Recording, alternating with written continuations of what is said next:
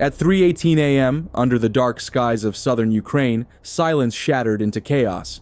A heavily fortified military depot, protected by some of China's most advanced air defense systems, was about to face a weapon far more dangerous than missiles or bombs: deception. Within minutes, the defenders would be tricked into revealing their own positions, their radar blinded, their missiles wasted on ghosts in the sky. What followed was a chain reaction so precise and devastating that it rewrote the rules of modern warfare. How did Ukraine, armed with a handful of drones and ground robots, outsmart a multi-million-dollar defense network built to stop them? How did strategy, not firepower, turn the night into a masterclass of modern combat? This is the story of how a meticulously planned illusion transformed a fortified stronghold into a burning crater, and how technology, intelligence, and timing changed the course of the Southern Front. What is going on? At precisely 3:18 a.m. on October 3rd, the silence over southern Ukraine was pierced by the low rumble of engines.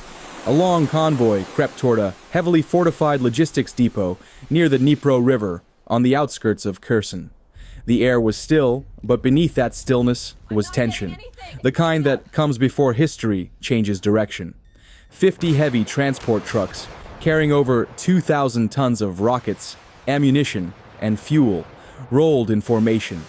The vehicle's headlights flickered off reflective armor plates as they moved into position beside concrete bunkers buried deep beneath the earth. Around them, the protective wall of China-manufactured air defense systems gleamed under the floodlights. HQ-17 missile launchers, Type 95 anti-aircraft guns, and radar trucks scanning the night for invisible threats.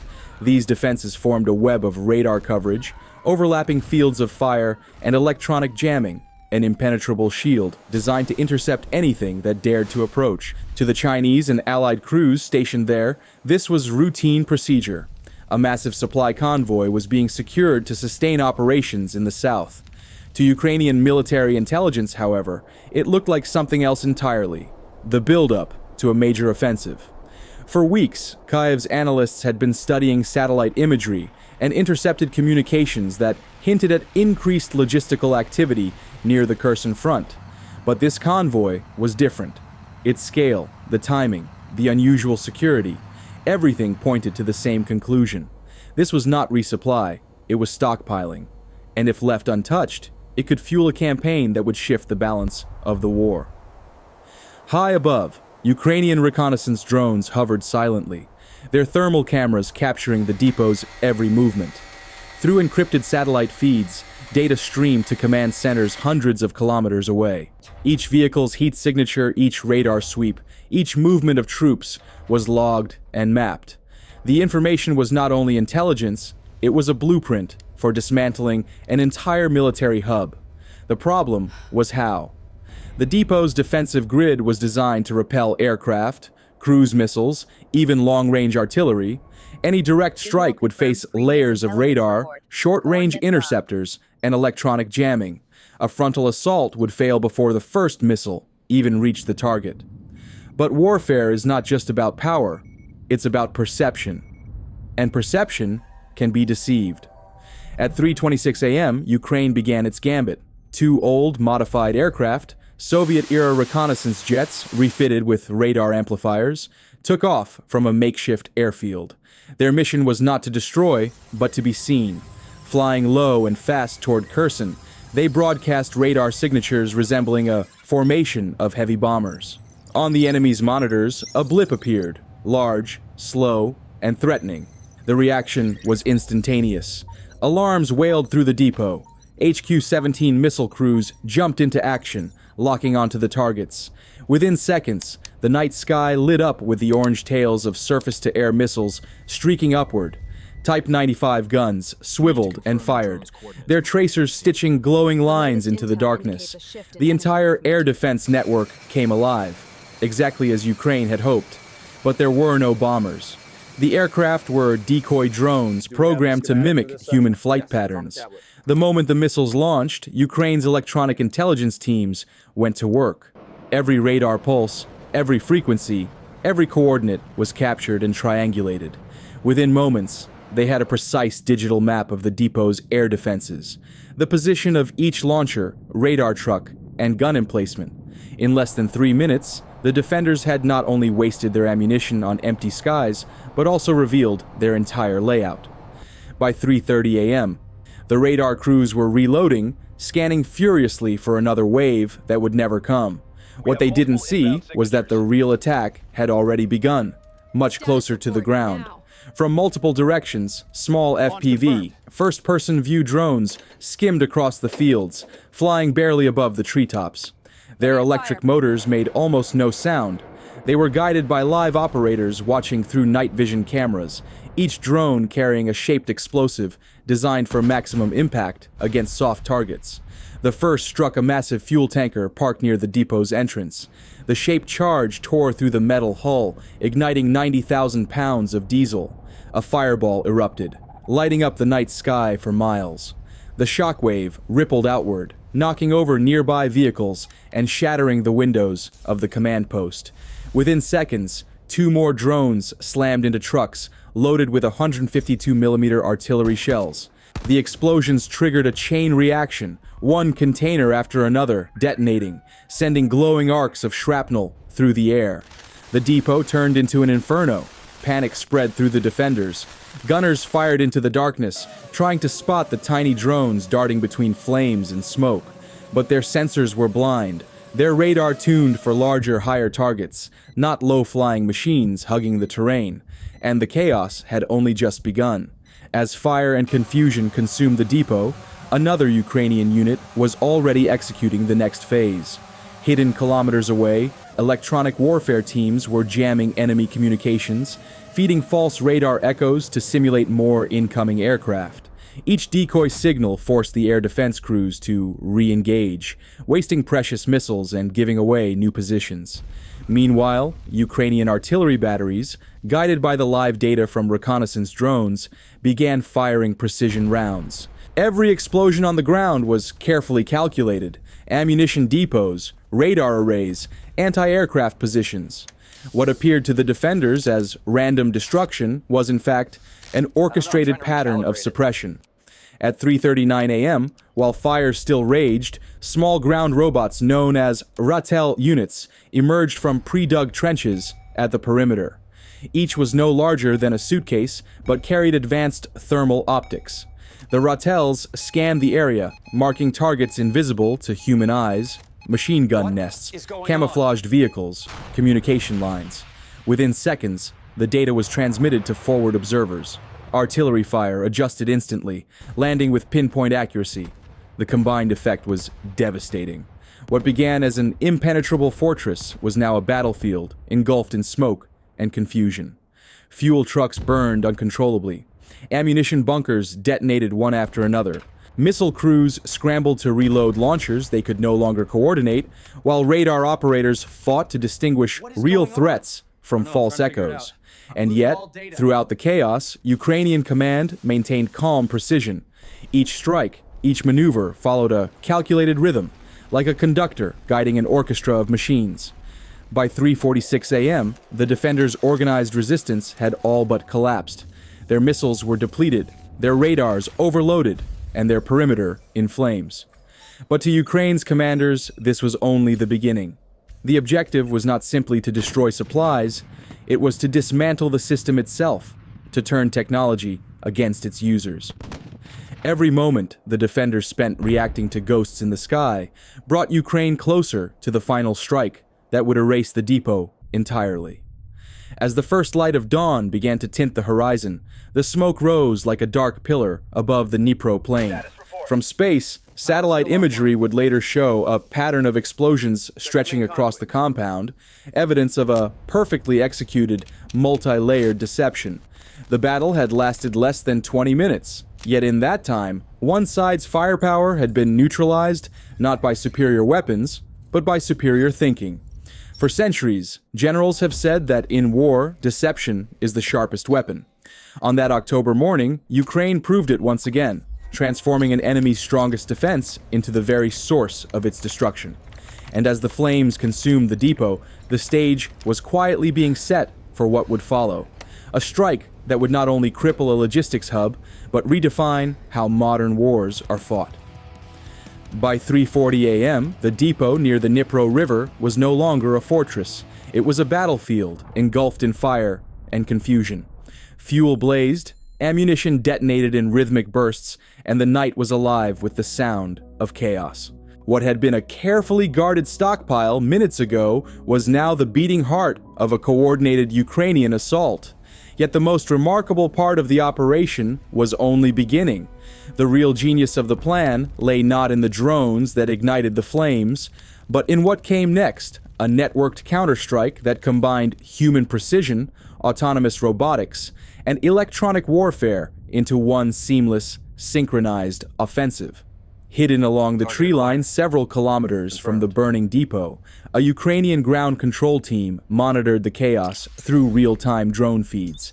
Every flicker of fire, every gun flash, every radar pulse painted a live tactical map. The defenders' anti-air systems were still reeling from the decoy attacks, their operators overwhelmed by false targets. That confusion opened the perfect window for Phase 2, the silent advance. From narrow trenches camouflaged with debris, a new generation of machines stirred. Small, six-wheeled autonomous ground robots known as Ratel units began to crawl forward, their hulls coated in matte black paint to absorb heat signatures. Each was equipped with thermal and acoustic sensors that could identify human movement, running engines, or even the faint hum of radar dishes. The Ratels didn't attack directly, they were scouts, digital eyes creeping through smoke and wreckage. Moving low and slow, they transmitted live data to forward artillery batteries, positioned miles away. Within seconds, the Ukrainian gunners had fresh coordinates for machine gun nests, command trucks, and surviving missile crews. Moments later, the night trembled again as precision shells whistled overhead. French-made Caesar 155mm howitzers, stationed beyond visual range, began delivering fire with surgical accuracy. Each explosion was calculated, one shell after another, methodically eliminating what the drones had marked. Radar dishes vanished in blinding bursts. Tracer guns went silent. By using the chaos of their own deception, Ukraine had turned the defenders' reaction into a roadmap for destruction. At the same time, along another edge of the depot, an entirely different type of machine entered the fray. Heavy-lift drones, flying low to avoid detection, released several mongoose ground robots by micro-parachute. Barely the size of a backpack, these compact saboteurs were among the newest weapons in Ukraine's experimental arsenal. Each one carried a small magnetic-shaped charge and moved on quiet, six-wheel drives designed to handle rubble and uneven terrain. The mongoose units were programmed with one goal: disable the armored spearhead parked near the depot, specifically the Type 99A main battle tanks. These 55-ton machines, covered in thick composite armor, were the pride of the Southern Front. But like all technology, they had vulnerabilities, and the mongoose was designed to exploit them. Under cover of flames and smoke, the robots crept through tall grass and scattered wreckage, guided by infrared beacons from overhead drones. The sound of their small motors was lost in the distant roar of explosions. One by one, they reached the tanks, each using a magnetic arm to latch onto the vehicle's underside, directly over the engine compartment, the softest point in the armor. By 3:46 a.m., 8 tanks had been tagged. The charges were inert for the moment, awaiting a trigger signal from their operators or the ignition of the engines themselves. To the defenders, the tanks looked untouched. In truth, they were already dead. Meanwhile, as mechanical forces crept through the perimeter, human operators were moving in parallel.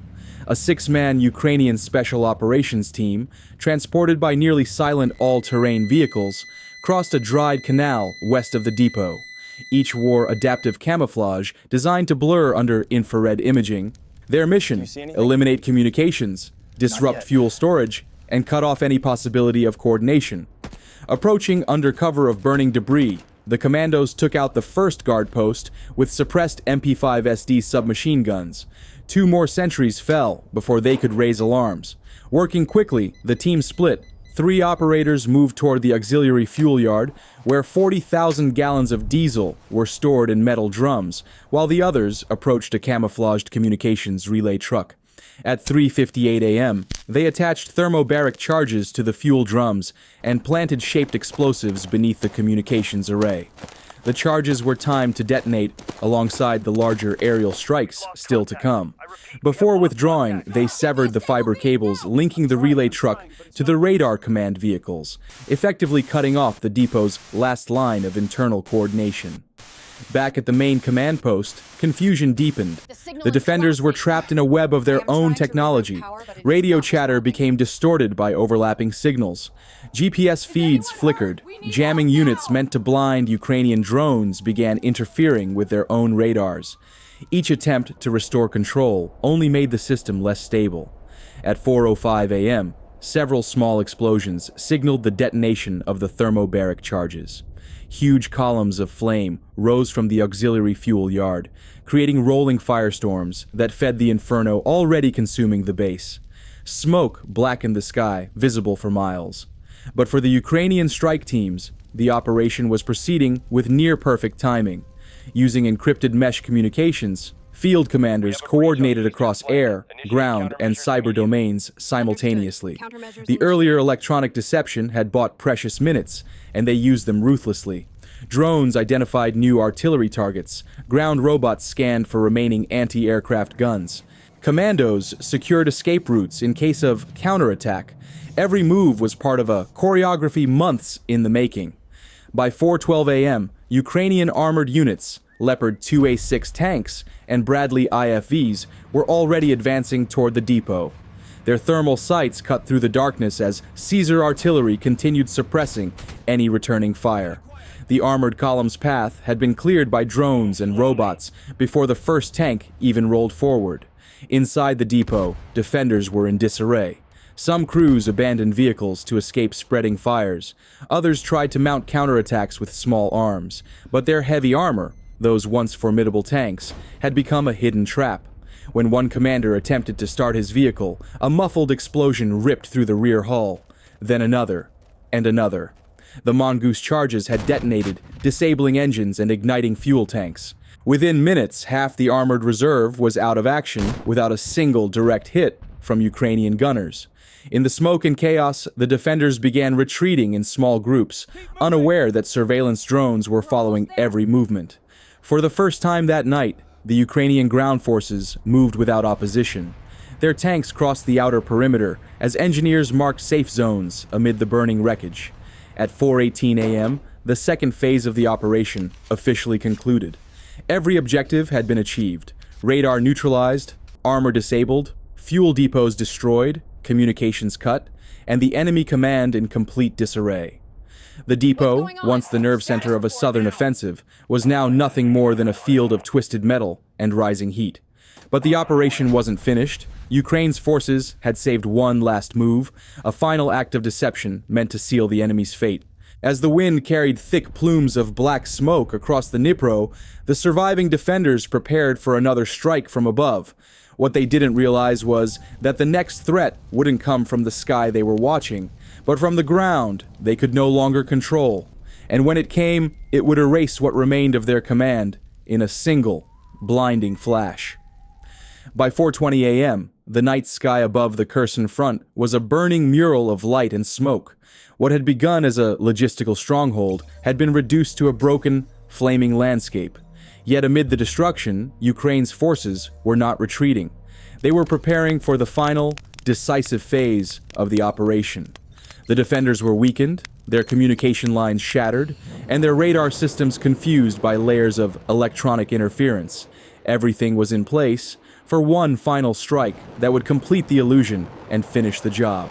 The Ukrainian command called it Operation Mirror Veil, a name chosen for a reason. The entire battle had been built on reflection, making the enemy see what wasn't real and miss what truly mattered. Now came the final reflection, to convince the defenders that the threat was above, when in truth, death was coming from below. At 4:22 a.m., the quiet hum of engines returned to the sky. Two MiG-29 fighter jets lifted off from an undisclosed airfield, climbing rapidly into the upper atmosphere. Their mission was not direct attack. They carried no bombs, no visible armaments. Instead, their purpose was to talk, to transmit carefully engineered electronic signatures that would mimic the radar profile of incoming cruise missiles. Within minutes, the illusion worked. Enemy radar operators, already exhausted from hours of chaos, detected what appeared to be a squadron of high-speed missiles approaching from the west. Panic rippled through the defensive network. Commanders barked orders through scrambled radios. Air defense crews swung their launchers skyward once again. The Chinese-supplied HQ-17 systems powered up, their tracking arrays cutting through the smoky air, searching for the phantom missiles. In their haste to respond, the defenders committed the very error Ukraine had anticipated. They activated full-spectrum electronic jamming. The JY-300 mobile EW platform began flooding the radio spectrum with powerful signals at 5.8 gigahertz, meant to disrupt any further drone or missile guidance. But in war, every strength can become a weakness. The electromagnetic storm that was supposed to blind Ukraine's incoming weapons now blinded the defenders instead. Their radars were jammed so completely that ground-level visibility collapsed. Infrared systems were saturated by the fires still raging across the depot. In trying to shut out the illusion above, they had opened the door for the silent danger below. Less than 3 kilometers away, on the western approach to the depot, a Ram-2 loitering munition began its final approach. The drone was small, sleek, and deadly, guided not by radio waves, which were now useless, but through a fiber optic tether connected to a hidden relay station inside an abandoned farmhouse. Immune to jamming, it moved unseen, gliding barely 10 meters above the ground. Inside the farmhouse, a single Ukrainian operator watched the drone's camera feed with unblinking focus. The screen displayed a patchwork of firelight and shadow. Through smoke and heat distortion, the outline of the mobile command vehicle came into view. A heavily armored truck coordinating what remained of the depot's defense. This was the brain of the entire operation, the link connecting every radar, missile, and gun emplacement. Destroy it, and the network would collapse for good. The operator guided the drone into position, hovering just outside the command vehicle's perimeter. The timing had to be perfect. Ukrainian armored units were still maneuvering nearby, and artillery batteries remained on standby in case of counterfire. The drone systems locked onto the target, its warhead armed. At 4:29 a.m., the operator gave the command.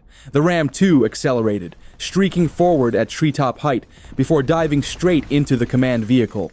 A blinding flash tore through the night, followed by a deep, rolling explosion that shook the earth. The shockwave flattened the nearby communications tower and sent debris raining down across the compound. But what made this strike truly devastating was what lay behind the target. The command vehicle had been parked in front of the depot's main underground storage bunker, which housed hundreds of artillery shells, rockets, and PHL-03 missiles. When the Ram-2's explosion ruptured the bunker wall, sparks ignited the volatile munitions inside. The chain reaction that followed was beyond anything seen that night. At first came a low rumble, then a thunderclap that tore the air apart. One explosion triggered another, and another, cascading down the line of buried tunnels. Flames erupted from the ground like volcanic vents, sending fireballs hundreds of feet into the sky. The surrounding earth buckled, reinforced bunkers collapsed inward. From the vantage point of the Ukrainian armor advancing from the south, the horizon lit up as if the sun had risen early. The depot, the central artery of the planned southern offensive, was disintegrating before their eyes. The very terrain seemed to convulse as ammunition detonated in a chain reaction too powerful to stop. For the defenders, it was the end. Amid the roaring inferno, their radios went silent. Those who tried to flee found their routes cut off by burning fuel and collapsed trenches. A handful of soldiers and technicians survived, some dazed and wounded, their uniforms scorched by the blast. Ukrainian troops arriving minutes later found 2 of them alive, badly injured, but conscious. Following the rules of engagement, medics treated their wounds and evacuated them for medical care. It was a small act of humanity amid the wreckage of mechanical war, a reminder that even in an age of automation, mercy still had a place on the battlefield. By 4:35 a.m., the operation was complete. The depot that had once stored thousands of tons of weapons and fuel was now nothing but a cratered ruin. Surveillance drones hovering overhead transmitted final images, the grid of the base replaced by a vast circle of smoke and molten debris. In less than 80 minutes, Ukraine had dismantled an entire logistics hub, crippled a regional command network, and exposed the vulnerability of one of the world's most advanced integrated air defense systems. Not through sheer force, but through coordination, deception, and technological mastery. Later, analyses by military experts would call the strike a textbook example of multi-domain warfare, the seamless combination of air, land, electronic, and cyber operations under a single command structure. Each phase of the mission had served the next. The decoy aircraft drew out defenses, the drones exploited the confusion, the ground robots mapped targets, and the final strike exploited the chaos created by the defenders themselves. Perhaps most telling of all was how the defenders' own sophistication became their undoing. Advanced radar, powerful jamming, and centralized command, all meant to ensure control, were turned into liabilities by an opponent that understood how to exploit overconfidence. As dawn broke, smoke still drifted from the site, visible to satellites orbiting hundreds of kilometers above. Analysts examining the imagery could trace the precision of the attack, the overlapping craters forming a spiral pattern centered on the underground bunker. To them, it was not just destruction, it was design. Back in Kyiv, reports began circulating through command channels: target neutralized, supply corridor severed, mission success. For the planners, it was more than a tactical win. It was proof that agility, intelligence, and deception could outmatch scale and technology. And for military observers around the world, one conclusion was impossible to ignore. The future of warfare had arrived, and it didn't belong to whoever had the biggest guns, but to whoever could make the enemy see what wasn't there. The mirror had closed, the veil had fallen, and the battlefield was forever changed. The destruction of the Kherson logistics depot was more than a military success. It was a defining lesson in how modern wars are no longer fought purely with firepower, but with information, deception, and precision. In less than 2 hours, Ukraine demonstrated that the future of combat belongs not to those who fire first, but to those who think faster. Every phase of the operation, from the false radar echoes to the swarm of autonomous machines, proved that control of the digital battlefield can outweigh the might of even the most advanced weapon systems. This mission redefined the rules of engagement. It revealed that the new frontier of warfare lies in integration. Drones, robots, electronic warfare, and human decision-making acting as one seamless force. It also exposed a universal truth: technology alone doesn't win wars. Intelligence, timing, and adaptability do. The story of how a network of small, precise, and agile systems dismantled a powerful defense network will be studied by strategists for years to come. And while the images of burning depots and shattered armor capture the spectacle, the deeper message is about evolution, the transformation of warfare into something faster, smarter, and far more complex than ever before. If you found this analysis insightful and want to stay ahead of the curve on military innovation, strategy, and global defense technology, make sure to subscribe to Military Worldline News. Join us as we explore how the future of conflict is being written today, one operation, one breakthrough, and one story at a time.